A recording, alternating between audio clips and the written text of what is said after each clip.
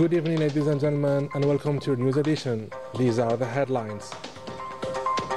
The President of the Republic, Abdelmadjid Tebboune, arrives in Rome on Tuesday afternoon for an official visit during which he will chair the high-level works of the 5th Algerian-Italian Governmental Summit.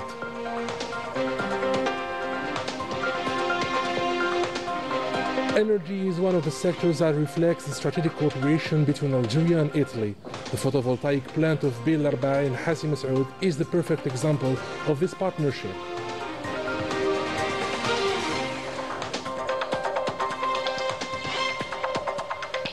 Following the King Philip's speech in which he condemns the Zionist violations, Belgium joins the countries that support the population of Gaza. And the number of martyrs keeps increasing in Gaza. In addition to the Zionist attacks, famine is killing innocent Palestinians despite the massive global denunciations. Welcome back. The President of the Republic, Abdelmadjid Tebboune, arrived in Rome on Tuesday afternoon for an official visit, during which he will chair the high-level works of the 5th Algerian-Italian Governmental Summit. This visit is of particular importance in strengthening the historical friendship ties and consolidating the bilateral relations in several sectors, which reflects the strong political will of the two leaders to improve the bilateral cooperation to a global strategic partnership based on mutual respect and balanced interests.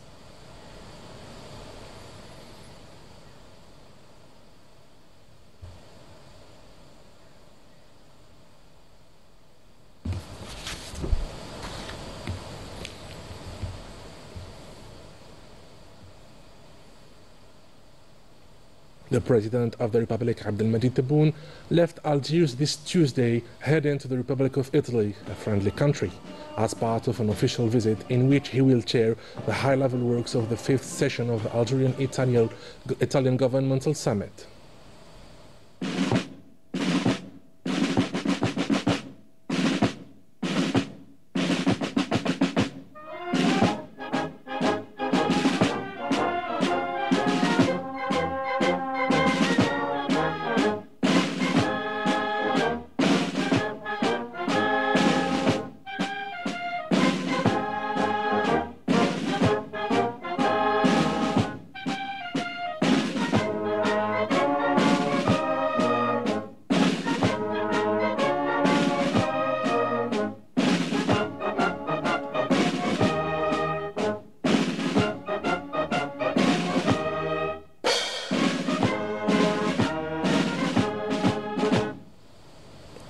After listening to the national anthem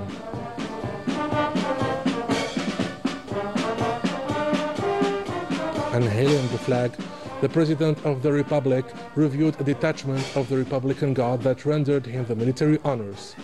On his departure, the head of state was saluted by the Prime Minister Nader Al-Arbawi, the Minister Delegate to the Minister of National Defense and Chief of Staff of the PNA, the Army General Saïd Tengriha, and the Principal Private Secretary to the Presidency, Boualem Boualem.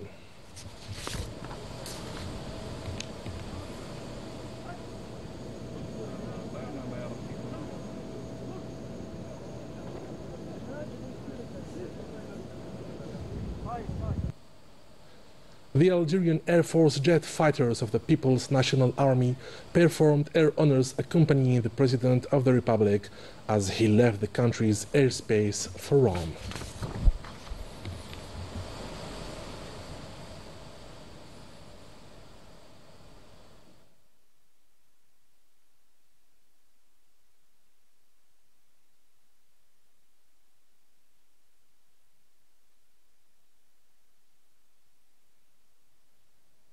The official visit of the President of the Republic to Italy has received significant media attention, with various news websites dedicating substantial coverage to this visit's agenda. Najah Tiyar with the details. The proceedings of the 5th session of the high-level Algerian-Italian Government Summit received significant coverage in the Italian press. The website Decoded 39 highlighted its summit boosts Italy-Algeria relations, noting that Italy and Algeria are deepening their cooperation and coordination in several sectors. Meanwhile, the website Nova News covered the event with a headline of bilateral summit between Italy and Algeria planned in Rome to consolidate partnership, highlighting its importance. The site also conducted an interview with the Italian ambassador to Algeria, who described the summit as a milestone in the relation between the two countries. He reaffirmed that Algeria has always been and will remain a key partner for Italy, and he emphasized several strategic sectors underpinning the cooperation, including energy, innovation, infrastructure, culture, sports, industry, and agriculture. And the website for Miche led with the headline Energy and Regional Stability, the core themes of the Algerian-Italian summit. The article stated that the summit aims to exceed $20 billion in trade through the upcoming economic forum in the Italian capital. As for policymaker, the site headlined Political and Commercial Summit in Rome between Algeria and Italy in the name of Enrico Mattei. The article noted that this summit builds on the one held in Algeria on July 18th and 19th, 2022. During which several agreements were signed in the fields of energy, industrial and cultural cooperation as well. This, according to the site, reflects the growing strength of the bilateral relations between the two countries, especially thanks to their collaboration in the energy sector. In conclusion, the summit serves as a concrete embodiment of the strong ties between Algeria and Italy, supported by shared vision and mutual respect. The Algerian-Italian partnership in the energy sector is embodied by a new contract between the two giants, Sonatrach and Eni. This contract consolidates Algeria's position as an energy economic actor in the region and establishes an important strategic partnership with Italy. More details with Daniel Bahri. The photovoltaic plant in Bir Arbaa, north of Hassim Saoud, is the first of the Algerian-Italian partnerships in renewable energy. The solar laboratory is an important addition to the framework of reducing carbon emissions. At this station, we monitor the status of production. In the case of device failure, the system displays it on these screens. As young people, we are proud of our affiliation with Sonatrach and proud of this first-of-its-kind experiment at the national level, as it is a source of clean energy. There is another laboratory like this in Italy, which is studying the efficiency of solar panels in two different environments. This plant provides a significant portion of clean energy from the production and processing of oil and gas. Within this center, Algerian experts work with the latest oil and gas technologies alongside Italian partners, the culmination of years of successful partnerships between the two institutions. In this factory, we use the latest technologies and remote control, which ensures we need to have a good processing for crude oil. Every day we learn something new and adapt to it. The total contract is worth $1.3 billion. We will allocate a portion of this investment to develop renewable energy, including photovoltaic and hydrogen, as well as improving production. A new 30-year contract between two companies embodies years of experience, exchange, and consolidates Algeria's position among the major energy-producing countries. We celebrate today the 63rd anniversary of the creation of the National Police, an occasion to commemorate the loyalty and the values of the members of the national security and highlight the constant efforts to preserve public order as well as protect the citizens and their properties. On this occasion, the General Director of the National Security, Ali Badawi, and the Central Directors led a wreath of flowers before the commemorative stele in tribute to the martyrs, recited Al-Fatiha, and then stood a minute of silence in memory of their pure souls. The memorial ceremony took place at the headquarters of the National Security under the slogan "Determination, Belonging and Professionalism in Action and Loyalty to the Martyrs." In Gaza, the humanitarian situation is still critical. The Secretary General of the United Nations, Antonio Guterres, denounced this Tuesday the horror in the Palestinian enclave destroyed by war, saying that death and destruction have reached an unprecedented level in modern history. He also denounced the escalating famine that doesn't spare anyone, affirming that the world is witnessing the agony of a humanitarian system based on humanitarian principles, without mentioning the Gaza Humanitarian Foundation supported by USA and the Zionist entity that the UN refuses to work with and whose aid distribution led to chaos in the enclave. Another nation joins the states that support the population of Gaza. Belgium called lately several times for a ceasefire and marks today a new commitment at the European level. During its traditional speech on the occasion of the National Day, King Philip condemned the violations of the Zionist army. Najah Tiyar with the details.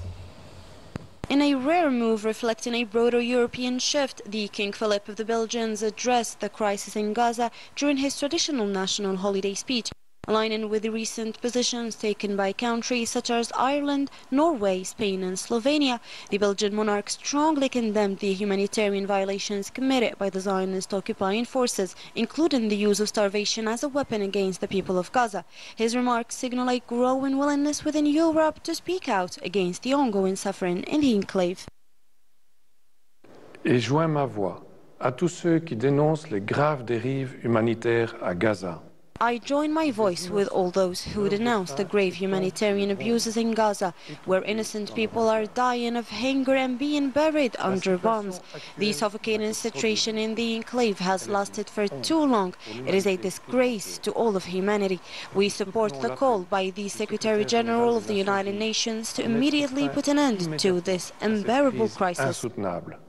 This statement comes at a time when Belgium, as a non-permanent member of the UN Security Council, has stepped up its calls for a ceasefire in recent months. The symbolic speech by the Belgian king is exceptional, as the monarchy usually keeps a low profile on geopolitical issues. Seizing the opportunity, the Belgian king urged Europe to assume its responsibilities. Pendant des décennies, le droit international a été la clé de voûte. For decades, the international law has been the cornerstone upon which states could rely. Today, it is being openly challenged. But when the international law is violated, the entire world loses. Then instability and violence are given free rein. The world is witnessing a resurgence of conflicts we once thought belonged to the past, and in this context, Europe must stand as a barrier and a credible alternative to the brutal power struggles we are seeing today, by remaining true to its core values: democracy, justice and the rule of law. Ces valeurs, la démocratie, la justice et le droit. In a potential shift toward greater accountability, 2 soldiers from the Zionist army were recently questioned in Antwerp, Belgium, over suspected war crimes committed in Gaza. The unprecedented move follows a legal complaint filed by a human rights organization, marking the first time such as soldiers have been detained on European soil. The case could set a significant precedent in challenging the long-standing impunity often granted to members of the occupying army. This Tuesday, at the headquarters of the Sahrawi Arab Democratic Republic in Algiers, the Sahrawi Minister of Foreign Affairs hosted a press conference regarding the latest developments of the Sahrawi cause on the occasion of the 50th anniversary of the foundation of the SADR. The head of the Sahrawi diplomacy highlighted the determination of the Sahrawi people to defend its legitimate right to freedom and self-determination. He also affirmed that Morocco keeps rejecting the serious political solutions to settle the conflict, and that the Sahrawi Arab Republic will continue its positive devotion with the efforts of the United Nations to achieve self-determination. We'll listen to his statement.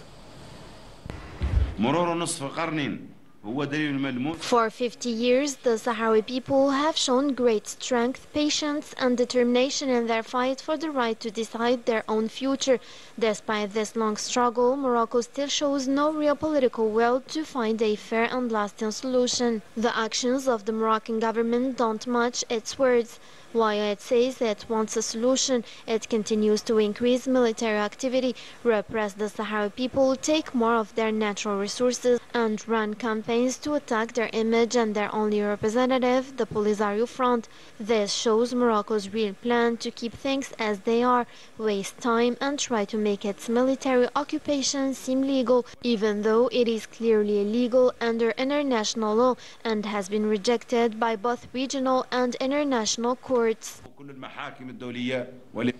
In Morocco, the Makhzen regime is suffering the consequences of several years of marginalization and injustice, particularly towards the Rif people, a people in search of recognition and many of whose activists are victims of arbitrary arrests, torture and assassinations. More details with Daniel Bahri. The Rif revolution, led by the freedom fighter Abdelkarim al-Khattabi, has never truly ended. Its spirit is still alive in the hearts of the Rif people, even after years of repression, arrests, torture and secret killings, targeting the sons and daughters of the Rif, both inside and outside the country. Our true confrontation is directed against the colonizer, the one who since his presence among us has continued to plunder our wealth and undermine our political will. The message of Abdelkarim al-Khattabi is still strong among the Rif people. It was heard again through the voices of Zafzafi and those who stood with him, a new resistance that stayed loyal to the same beliefs. Al-Hirak movement in the Rif was a powerful moment of collective awareness. Born in the heart of the region, it carried the memory of past struggles and the strong will to never surrender. We are following the path of our ancestors, live with dignity or die with dignity. Today, the people's demands go beyond just schools or hospitals. They now call for dignity and even independence. The Rifans' refusal to submit to this regime stems from a deep conviction. They recognize it neither as legitimate nor as representing their aspirations. Across Europe and around the world, voices from the Rifan diaspora are rising, voices of those forced into exile, but still dreaming of returning to their land and recovering their identity, which was taken from them by the Makhzen regime. Today, the Rif people aspire first and foremost to awareness. Current global changes are having a positive impact on the evolution of their aspirations. With the strength of al-Khattabi's words, the dream of Zafzafi, and the hope of a proud people who have never given up, the Rif continues its fight for rights, justice, and dream of building the Republic of the Rif. And with this, we come to the end of our edition. Ladies and gentlemen, thank you for being with us. Have a good night.